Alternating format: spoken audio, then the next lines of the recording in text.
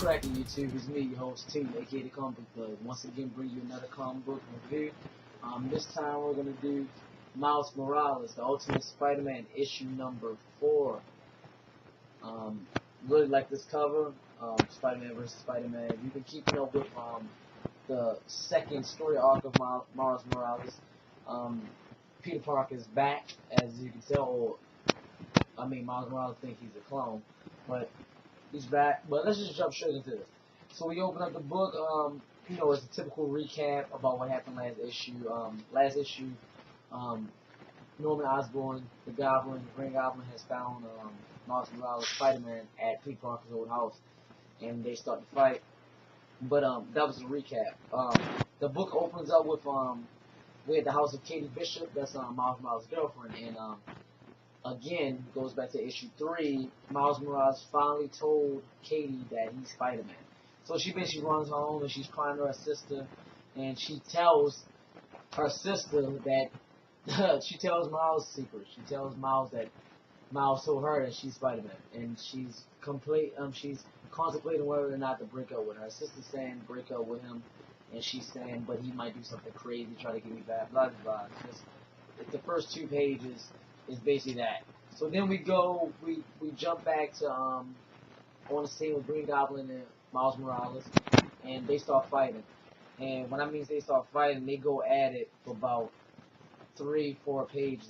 It's this one splatter page that I actually liked. It's actually right here, and you probably can't see it because the glare is this page right here. Probably can't see it, but in the middle you see the Ultimate Spider-Man and Green Goblin fighting, and around it you see people that's close to the situation as they hearing that basically it's round 2. Because like I said, this is on the same scene where Peter Parker died. It's just Miles Morales now. So you see Ben Archer, the reporter for Daily Brew. Well, I think he got fired. You see Detective Maria Hill. You see Grant. That's Miles Morales' best friend. You see John J. Jameson brushing his teeth. You see Mary Jane watching on her tablet. You even see Aunt May and Gwen Stacy watching it, and they basically see a little description about who each person is. Like under Aunt May and Gwen Stacy says Peter Parker's the only remaining family. So I thought that was pretty cool to see that the people close. So we go back to them fighting again, and Green Goblin gets the upper hand. The whole book, I'm saying right now, the whole book is just one big fight scene. That's all it is. Other than Katie talking to her sister in the first 2 pages, the rest of the book is just a big fight scene, which I like because I said this too. I said that in one of my previous videos. If you watched my previous video while I was reviewing this book, I said that it was kind of moving kind of slow, but it was only the first 3 issues, so I said it was gonna pick up. And this is picked up. So as Green Goblin gets the upper hand, and it looks like he's about to finish Miles Morales, who shows up? Peter Parker. And again, another little splatter at the bottom. Like you see all those people I was talking about before that was in Peter's life or whatever. They all look shocked. And they can't believe it because he's back.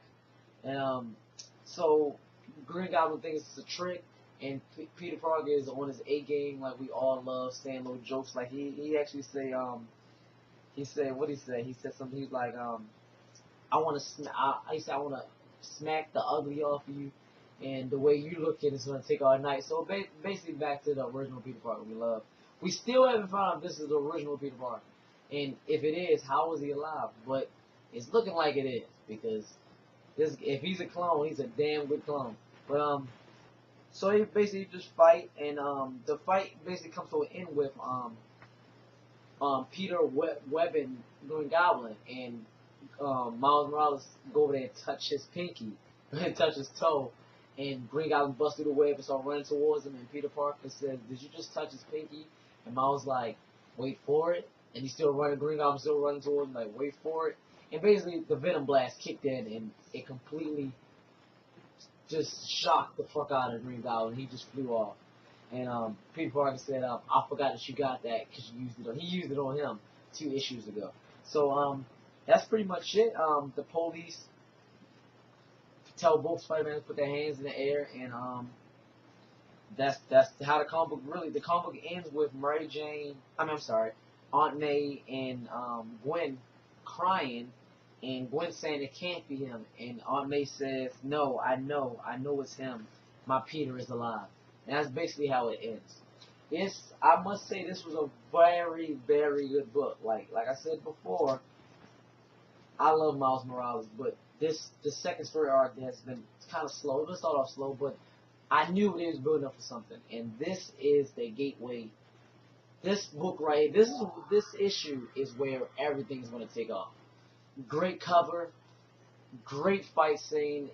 I like how they introduced Peter back into it, like into the fight. It was wonderful. How they show all the people interacting, how their faces was shocked and surprised. That's my son back there spying on me. Ghosted out. But definite pickup. Like, it's a great book. I don't rate my comics like most comic book reviewers do, but if I did, I'm giving this a 10.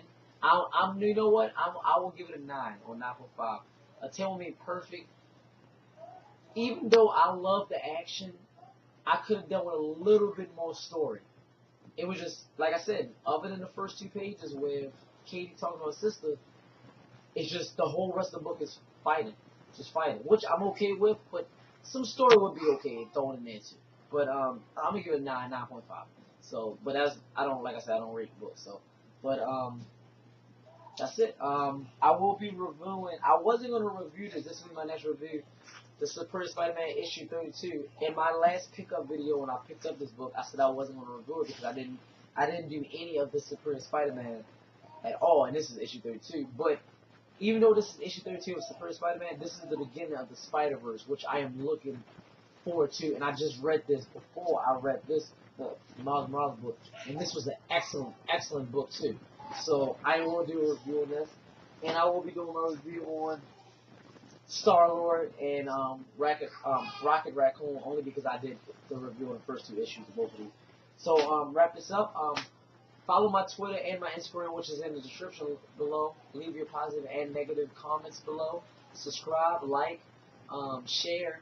I think that's pretty much it. My son's crying, so I'm about to get to my son. Thank you for watching. Tune, aka Comic Thug. Have a nice day.